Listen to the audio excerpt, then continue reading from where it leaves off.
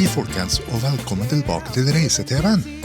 Vi fortsetter turneen vår på Vestlandet, og skal nå kjøre fra Ålesund til Fosnavåg. We're getting frisky. We're in the group. Møre og Romsdal fortsatt fergefylke nummer 1 i Norge. Nå har det også blitt tunnelfylke nummer 1. Her finner man nemlig 10 undersjøiske tunneler som har erstattet tilsvarende antall fergestrekninger.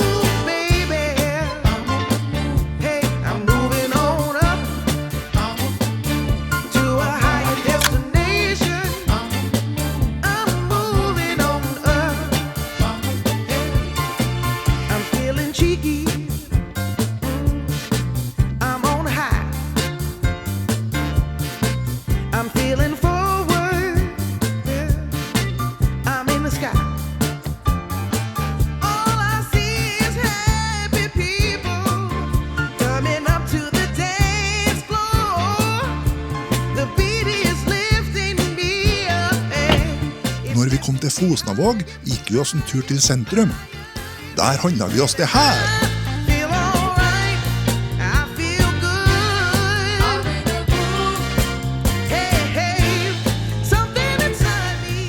var en særdeles velordnet bobilparkering her i Fosnavåg. Det hadde de gjort seg flit for, og der var det ordentlig orden både med hensyn på oppstillingsplasser og toalett- og dusjanlegg.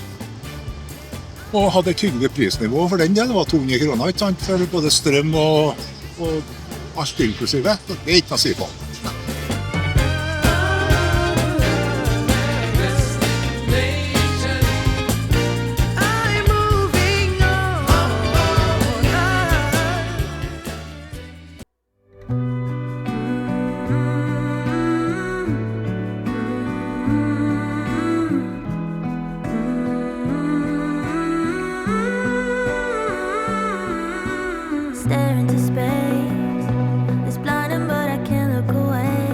Vi sitter her nå og nyter naturen her ute i Sørøyene. Vi er nemlig på vei ut til Fugløya Runde.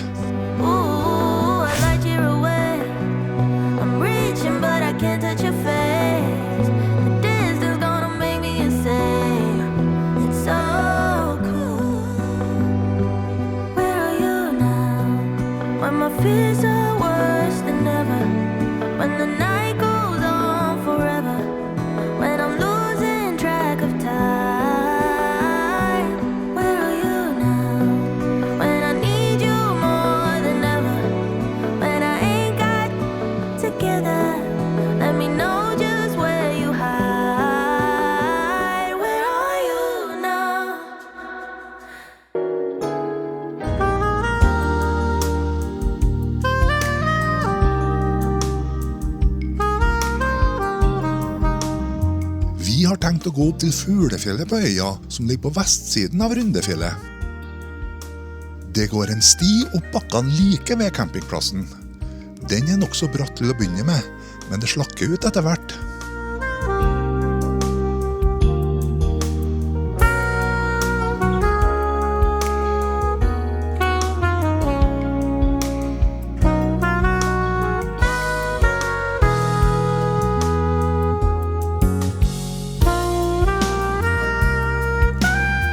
Runde er internasjonalt kjent for Fuglefjellet. Det er mange hobbyornitologer som tar med seg fotoapparatet opp hit for å få et blinkskudd av lundefuglen. Du kan også se havørn, skarv, alke, lomvi og mange flere arter her. Runde er hjem for omtrent 100 000 fugler.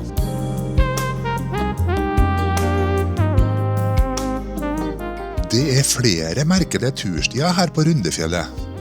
Vi som besøker Fuglefjellet og Klippene blir sterkt anmodet om å kun bruke de her for å skåne naturen mest mulig.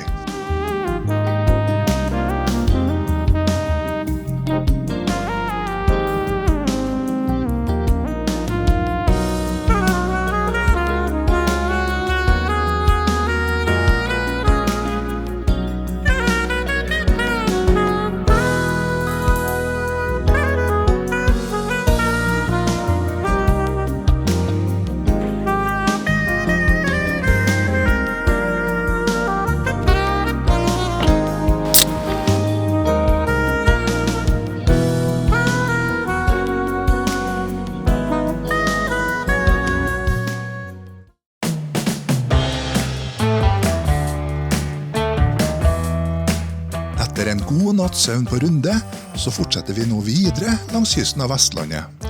I dag skal vi nemlig til Vestkapp. Kids, I've been looking for them all my life. Tricks, I'm playing everyone I meet.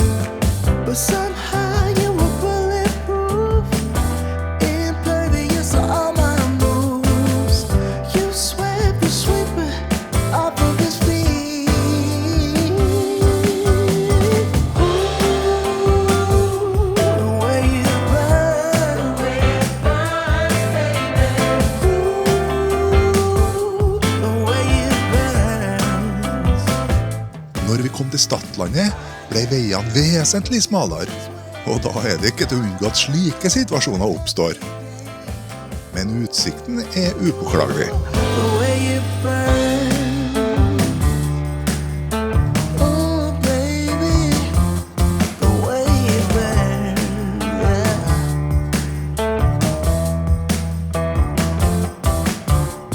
Time.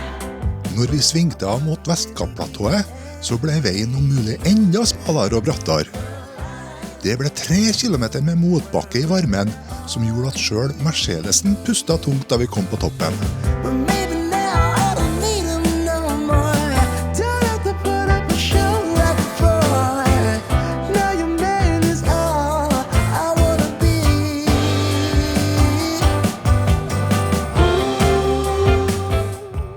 Nå har vi kommet til Vestkapp, som ligger helt nordvest på Stadlandet i Vestland fylke. Og på toppen her så er det nesten 500 meter over havet, og det her skal visst nok være det vestligste fjellplatået i Norge. På toppen her så finner man en meteorologisk værradar og en kafé som dessverre var stengt. Og så var det en del sauer her, som gjorde at man måtte passe på hvor man satte ned føttene. Men utsikten er bare fabelaktig på en finværsdag.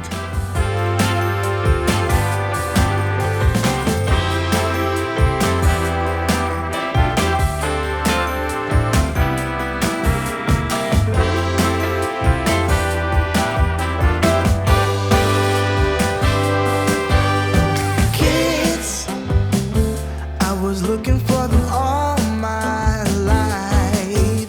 And tricks, got no use for them anymore. Vi drar videre. Nå skal vi finne oss en campingplass i Måløy for å overnatte på.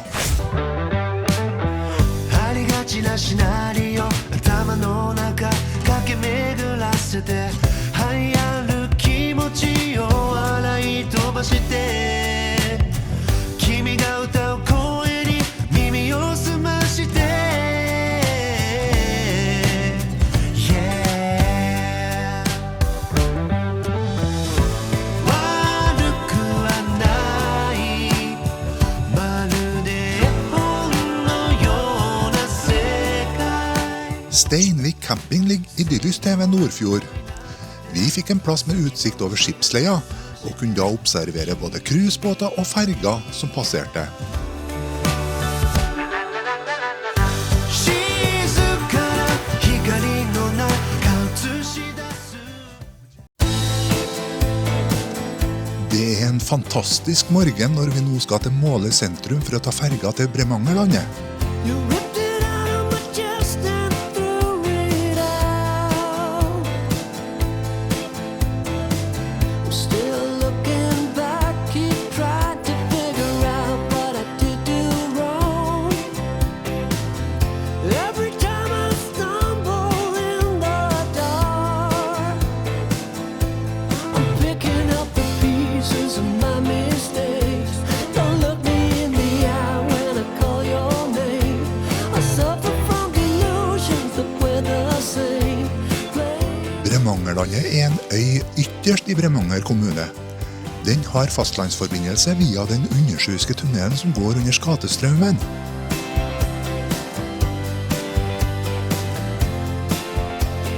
Det her er Hornelen, som er 860 meter høy. Den ligger på Bremangerlandet og er Europas høyeste sjøklippe.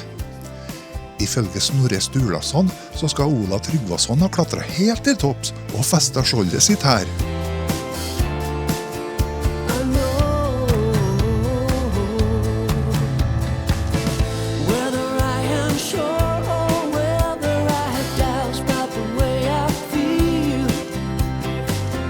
There is nothing left for me to do.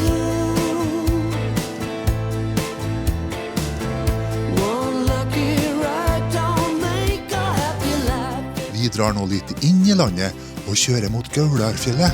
With the people willing to stay on. Don't tell me what to say when I'm all alone. There's nothing left to do when it's said and done. Try facing your own demons and bite your tongue. It's inside of everyone. I Førde har man konvertert riksvei 5 til byens handlegate. Her er det kjøpesentre på begge sider av gata. I've been meaning to go. Rise up. Men jeg kom meg gjennom byen uten at noen trykker på stoppknappen. I'm letting it show that I'm scared and alone and I'm feeling small. There's no going back when you lost it all. It's true, you know.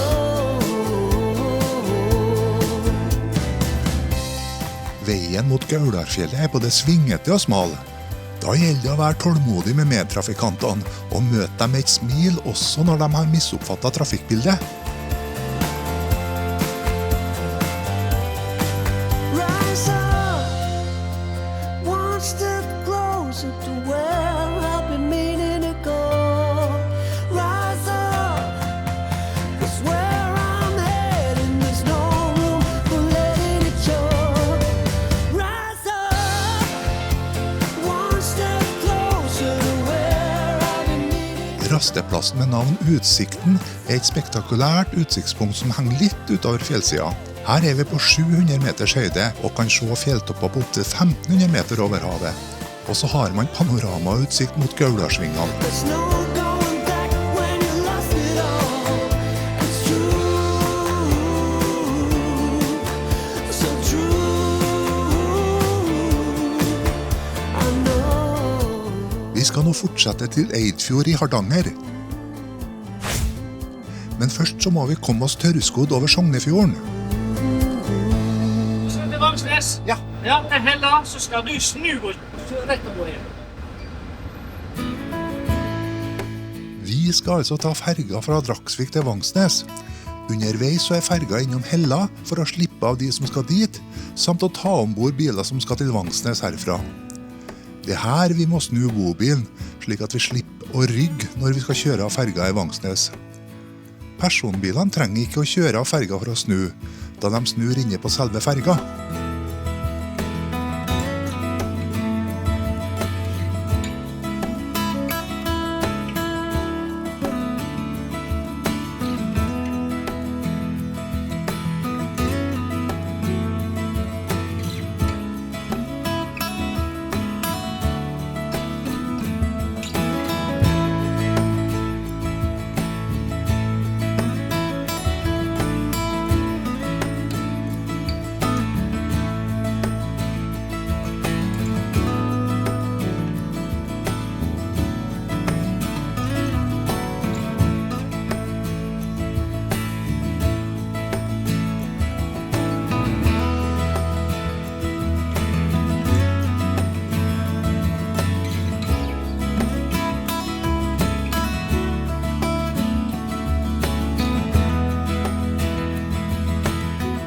Da har vi kommet på toppen av Vikafjellet, og vi snakker om 950 meters høyde her. Og det var rett opp ifra fjorden og opp hit, så nå må både vi og bilen kjøre seg av litt. Åh, det er så varmt.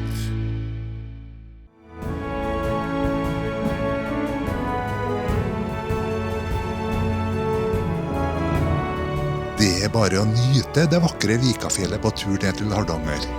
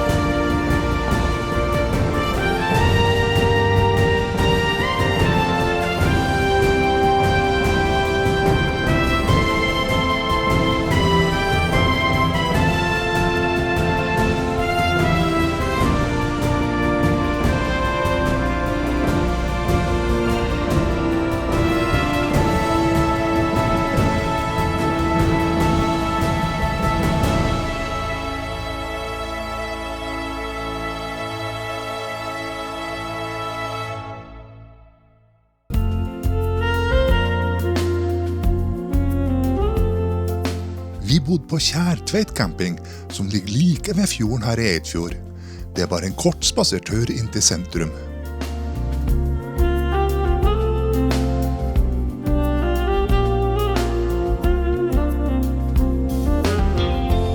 Eidfjord er jo et turiststed med egen cruisebåthavn. Når vi var der, så lå det et tysk cruiseskip med over 3000 passasjerer der. Og det her preget det lille tettstedet. Det var mange turister å se i gatene.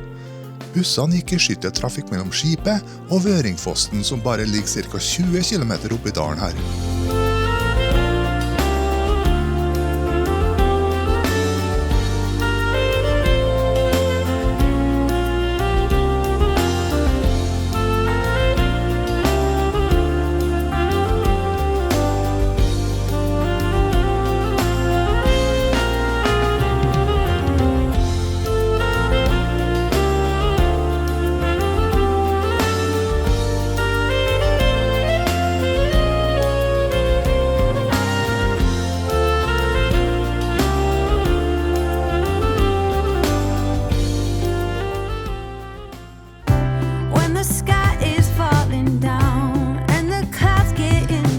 Da skal vi ta den samme turen som cruiseturistene gjør her. Vi skal nemlig kjøre til Vøringsfossen. When your world ain't going right and the struggle dims your shine, I'll be a gold mine. Back to back, I got you and you got me. Dream team, stick together and make history. Golden wonderland. Allerede på vei bort til Vøringsfossen så blir man imponert over utsiktsplattformene som man kan skimte i det fjerne. Into good. Golden wonderland where we take the stand. Our sisterhood helps the common good. We are stronger, getting stronger every day. Fra den nybygde brua som strekker seg over Juvet, får man en uforglemmelig utsikt over øvre del av fossen og det omkringliggende landskapet. Plattformen er designet for å gi følelsen av å sveve over dalen, og lar deg oppleve naturkreftene på nært hold. When all you need is some support. Vøringsfossen er en av Norges mest kjente og imponerende fosser, og byr på en spektakulær panoramaopplevelse for oss besøkende. Fossen stuper hele 145 meter ned i den dramatiske Måbødalen, og danner et mektig syn som tiltrekker seg både norske og utenlandske turister. Golden wonderland where we're hand in hand. Our sisterhood turns bad into good. Golden wonderland where we take the stand. Our sisterhood. Vi skal kjøre over Hardangervidda og Valdresflya nordover mot Trondheim. We are stronger, getting stronger every day. We are braver, getting braver in every way. I neste episode drar vi til Sverige for å kjøre langs Göta kanal. Så heng med, så får du se hva som skjer.